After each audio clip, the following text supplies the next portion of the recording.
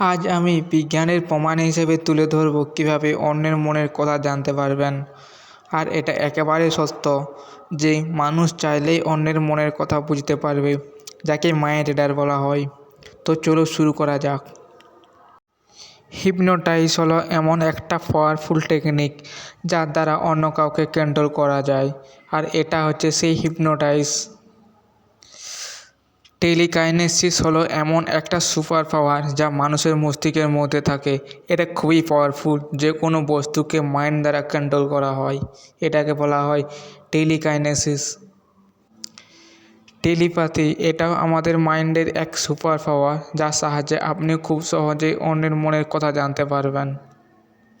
আর আমাদের মাইন্ডের দুটো ভাগ, একটা হচ্ছে কনসিয়াস মাইন্ড আর একটা হচ্ছে সাবকনসিয়াস মাইন্ড। সেটা আমরা সবাই জানি, কিন্তু অনেকে জানে না যে এই ভাগ বাদ দিয়েও আমাদের মাইন্ডে আরও কিছু পার্ট রয়েছে। প্রথমে রয়েছে কনসিয়াস মাইন্ড, তার উপরে রয়েছে সাবকনসিয়াস মাইন্ড, তার উপরে রয়েছে সুপার কনসিয়াস মাইন্ড, তার উপরে রয়েছে কালেকটিভ কনসিয়াস, আর তার উপর মানে সবার উপর সর্বোচ্চ যেটা, সেটা হচ্ছে কসমিক কনসিয়াস। আমাদের মস্তিষ্ক সবসময় কনসিয়াস মাইন্ডে থাকে, যেটা আমাদের স্বাভাবিক অবস্থা। কিন্তু অন্য কারো মাইন্ড পড়তে গেলে আপনার মাইন্ডকে কালেকটিভ কনসিয়াস স্তরে নিয়ে যেতে হবে। এরপর কারোর সাথে কথা না বলেও তার সাথে মাইন্ডে বার্তা পাঠানো, যেটা সুপার কনসিয়াস মাইন্ডের স্টেজ। আপনি যখন কাউকে দেখবেন তখন আপনি তাকে দেখে বলে দিতে পারবেন তার মুড কেমন আছে আর সে এখন কী ভাবছে। ধরে নিন কেউ মন খারাপ করে বসে আছে আর কেউ অনেক হ্যাপি আছে, তখন আপনি তাকে দেখে বলে দিতে পারবেন সে ভেতর থেকে কেমন ফিল করছে। তারপর অন্যের অনুভূতি বোঝা, এইগুলো সুপার পাওয়ার মাইন্ডের।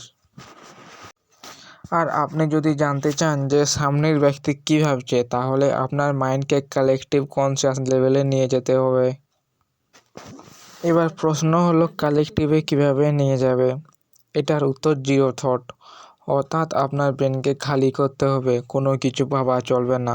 মাইন্ডকে চিন্তা করা বন্ধ করতে হবে, চিন্তা শূন্য যাকে বলে।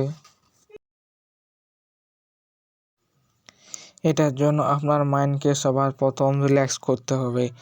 এবার কিভাবে এটা ব্যবহার করতে হয়, সবার প্রথম আপনার মাইন্ডকে কন্ট্রোল করতে হবে, আপনার মাইন্ডের পাওয়ার বাড়াতে হবে। যেমন প্রথমে আছে কনসিয়াস মাইন্ড, তার উপরে আছে সাবকনসিয়াস মাইন্ড, তার উপরে আছে সুপার কনসিয়াস মাইন্ড, আর তার উপরে আছে কালেকটিভ কনসিয়াস মাইন্ড, আর তার উপরে কসমিক কনসিয়াস মাইন্ড। আর এই স্টেজে গিয়ে আপনি যা শক্তি পাবেন তার কোনো লিমিটেড নেই। আপনি তখন সুপার পাওয়ার অধিকারী হয়ে যাবেন। এবার আপনাকে এই স্তরে আসতে গেলে আপনার মন বা মাইন্ডকে সবার প্রথম কন্ট্রোল করা শিখতে হবে এবং চিন্তা শূন্য রাখতে হবে। আর আপনি যখন বুঝতে পারবেন যে আপনার মস্তিষ্ক আগের থেকে অনেক শক্তিশালী হচ্ছে বা হয়েছে, তখন আপনি উপলব্ধি করতে পারবেন, তখন আস্তে আস্তে আপনার মস্তিষ্কের ক্ষমতা বাড়তে থাকবে। এবার একটা উদাহরণ দিই। আপনি যখন কোনো জিনিসকে দেখেন, তখন সেটা ওয়েবের আকারে আপনার মস্তিষ্কে প্রবেশ করে। আর যখন অনেকক্ষণ ধরে কোনো জিনিসের ওপর ফোকাস থাকেন, তখন সেই বস্তুটার বা জিনিসটার একটা পার্টিকুলার ইমাজিনেশন তৈরি হয় আপনার মস্তিষ্কে। আর ফোকাস দিতে দিতে যখন আপনি সেই জিনিসটার প্রতি অনেক এনার্জি দেন, তখন আপনি সেই পার্টিকুলার জিনিসটার প্রতি একটি কল্পনা তৈরি করেন। আর এটা হচ্ছে কনসেপ্ট। ঠিক তেমনি এই কনসেপ্টটা দিয়ে অন্যের মাইন্ডকে রিড করা হয় বা রিড করা যেতে পারে। কিন্তু অনেকেই আছে তারা তাদের মাইন্ডকে খালি করতে পারে না, সবসময় আলতু ফালতু জিনিস নিয়ে পড়ে থাকে।